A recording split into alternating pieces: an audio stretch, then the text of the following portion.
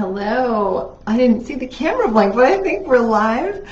Welcome. I'm really happy to be here today with you, talking about tip number 28 from Aletha Solter's book, Raising Drug-Free Kids, 100 Tips for Parents. I'm T, your joyful parent guide and harmonizer. And so yesterday we talked about tip number 27, don't use rewards or bribes. That was kind of a long one. Today I think will be a little shorter, but we're going to talk about turn off the TV. That's number 28, turn off the TV. And I want to just lay it out right here, right now. If you're thinking like, oh, TV, my kid never watches TV. They just have their iPad and whatever. That is not okay. This book was published 15 years ago in 2006, and iPads didn't come out for another 4 years. So I know, and I think you know, that Aletha was talking about screens, not just TV.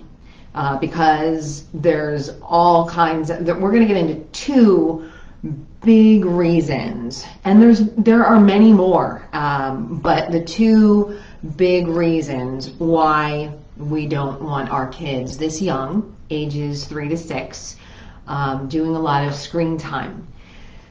And before we even go there, actually, this is my own personal story. Back when our first son was this age, I was extremely adamant. I was bordering on fanatical around Montessori and the Montessori philosophy.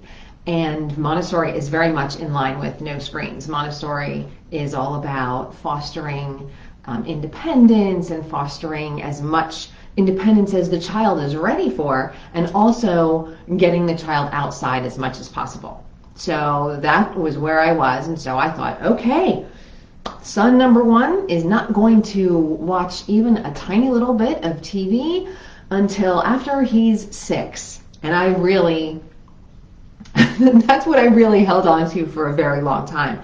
I didn't quite make it, that didn't quite happen, but almost. I mean, definitely with 90%, accuracy, that was very close to where we got. It's different for the first child or the only child versus for the other kids who come along, because then there's already an older sibling who's doing things, and the extent to which the children are reasonably close in age, they're going to be spending time together in the same settings, and that's going to be difficult to make happen for younger kids. So just, let's just be real. But let's also get into the two big reasons here in the book that she mentions, and I'll expand on these a little bit about why it's not good to have kids this young exposed to screens. And whether it's a movie or a TV show or video on the iPad, anything. So the first thing is there are a surprising amount in kids programming or kids movies, movies that are intended for children. There's a lot of substance use, actually. If you think back, and this is just something that most people, I think, can think back to, The Wizard of Oz, right? I think there were poison apples, but there were also those poppies, right? There were all kinds of things like drugs to go to sleep, things that did bad things to you or good things to you if you ate them. So her point, and the title of the book is Raising Drug-Free Kids, right? Is let's minimize the exposure at this age, 3 to 6, and if and when our kids are exposed to some of these things, which is pretty much inevitable, let's have a conversation that helps them to differentiate between poisonous things, medicine, and food and sort of normal nourishment. So that's one thing. I love that. The bigger reason, the more expansive reason is when we, and you know, if we're honest, we know this for ourselves too.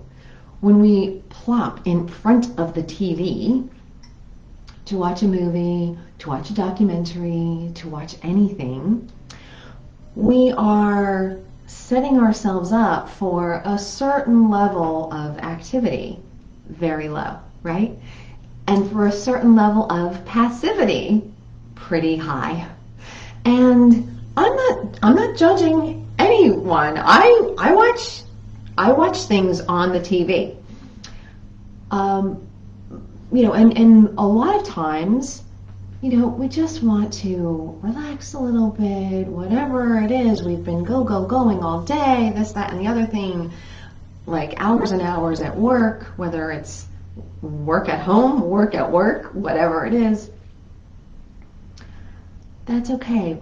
But when we have our young children in front of the TV, it's a very big time of their brain development, and we are conditioning their brain to a level of passivity. And the thing is, they are going to lose the ability to entertain themselves if they are reliant on screens. And then when they don't have screens, what are we going to hear? I'm bored. There's nothing to do. I just need my screens. And if we're already hearing that, listen, I'm not saying this is all your fault, and I'm not judging, but I'm just saying there's some cause and effect here, that when our kids are this young, we have the power and the influence to affect this. And there was something else I wanted to say. Yeah, I'm bored, all of that.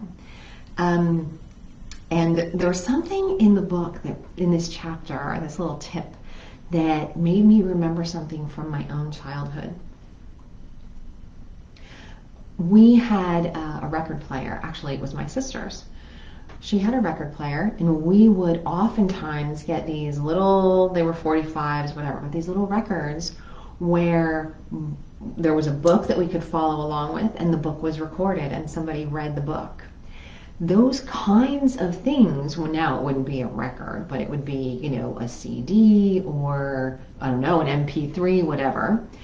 But those kinds of things, you might think, oh, well, there's tech there too. But that's a different level of tech. There is more engagement if they are just listening and they're creating images in their mind. There's also more engagement if they're reading a book, but they're also hearing it.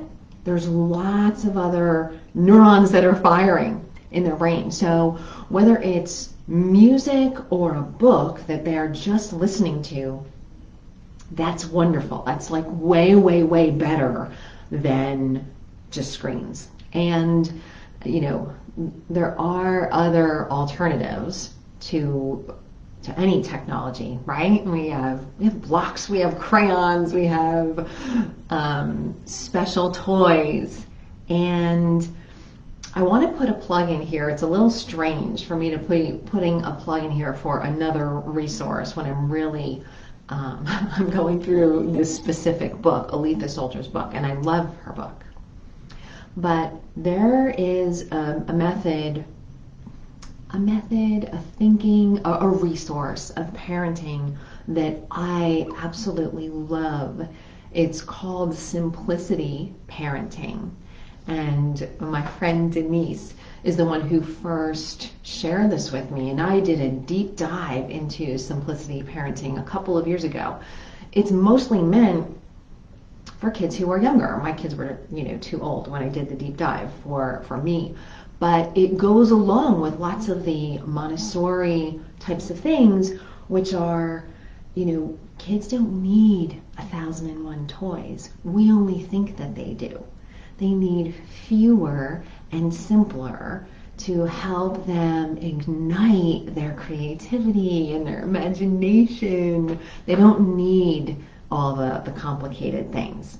So keeping some more complicated, maybe special toys out of the fray, out of their easy access, and only bringing them out for special occasions or emergencies where you really need them to be engaged and fascinated for 10 or 20 minutes. That's a really good strategy. And it's not something that's going to hurt them at all.